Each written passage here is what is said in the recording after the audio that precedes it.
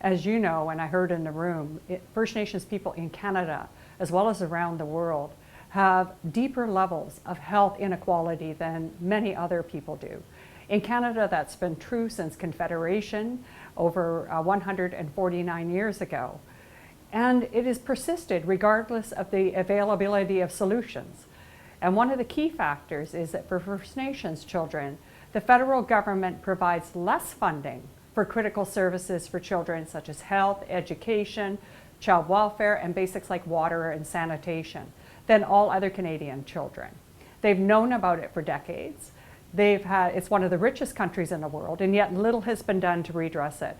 So we brought a human rights case along with the Assembly of First Nations, our political group, in 2007 against the Canadian government, alleging that they're racially discriminating against 163,000 First Nations children by providing these inequitable services.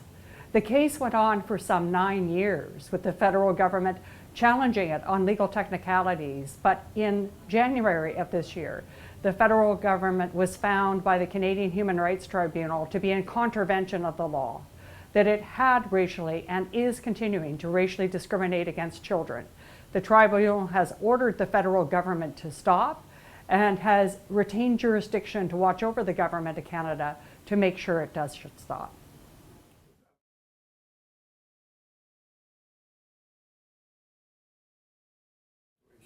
It is really critical. I heard in the room already this morning the examples of Indigenous peoples and their organizations, as well as some of the governments and representatives of PAHO, of how they're working with Indigenous peoples to try and redress some of these health inequalities.